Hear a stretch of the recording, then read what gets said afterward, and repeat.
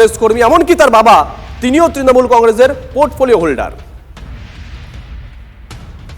মূল অ্যাকিউজড এখনো গ্রেপ্তার হয়নি। আজ নিয়ে মোট 4 জন গ্রেপ্তার হয়েছে। আজকে যে গ্রেপ্তার হয়েছে নাসির উদ্দিন, তিনি দুর্গাপুর পুর নিগমের অস্থায়ী কর্মী, তৃণমূলের ক্যাডার। ওনার বাবা পার্টির পোর্টফোলিও হোল্ডার। এই ঘটনার সঙ্গে এতদিন তো অনেক তত্ত্ব চলছিল, আজকে আরেকটি নতুন তত্ত্ব যুক্ত হলো যে এই গণধর্ষণের সঙ্গে সরাসরি তৃণমূল কংগ্রেসের পদাধিকারীও যুক্ত।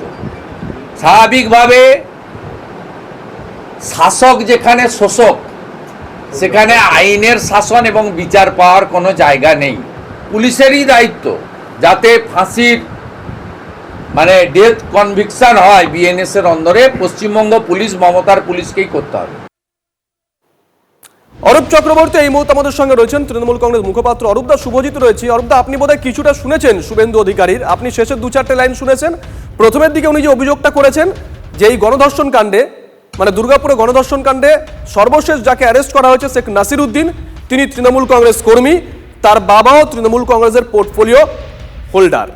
একটা নতুন মাত্রা যোগ পেয়েছে এমনটাই অভিযোগ তার। অরূপদা, কিভাবে দেখছেন বিষয়টা? শুভেন্দু অধিকারী একটা প্যাথোলজিক্যাল লায়ার। শুভেন্দু অধিকারী এখন বড় বড় ডায়লগ দিচ্ছেন যে ফাঁসি এনশিওর করতে হবে। ফাঁসিটা তো এনশিওর হয়েই যেত যদি আপনার সরকার অপরাজিতা বিলটাকে আটকে না রাখতো। ধর্ষকের ফাঁসি চেয়েছে মমতা ব্যানার্জি, আপনারা ধর্ষককে বাঁচাতে চেয়েছেন। আজকে নাটক করছেন তৃণমূল কর্মী এইসব গল্প দিয়ে। গতকালকে কি করেছিলেন?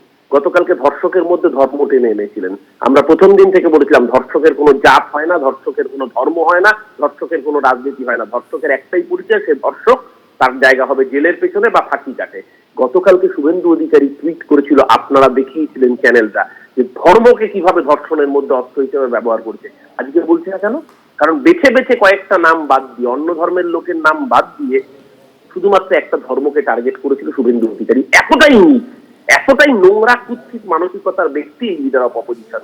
এ না কোনো রাজনৈতিক দলের, এ না কোনো ধর্মীয় সংস্থার জন্য বলবে, এই শুধুমাত্র নিজের পলিটিক্যাল ধান্দা ছাড়া আর কোনো কথা বলবে না। মমতা ব্যানার্জির সরকার দৃঢ় প্রতিজ্ঞ ধর্ষককে উপযুক্ত শাস্তি দিতে। আজকে উড়িষ্যার গভর্নমেন্টের অফিসিয়ালরা বলে গেছে। শেখ নাসির উদ্দিন বা তার বাবা আপনাদের দলের কর্মী বলে দলের কাছে কোনো খবর আছে কি? কথায় কোনো গুরুত্ব আছে নাকি? গতকালকে মিথ্যে কথা বলেছে যে শুধুমাত্র একটা ধর্মের অপরাধিতা।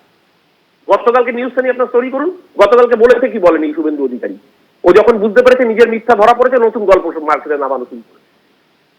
অপরাধীর কোনো দল হয় না, অপরাধীর কোনো ধর্ম হয় না, ধর্ষকের একটাই পরিচয়, সে ধর্ষক। ধন্যবাদ অরূপদা।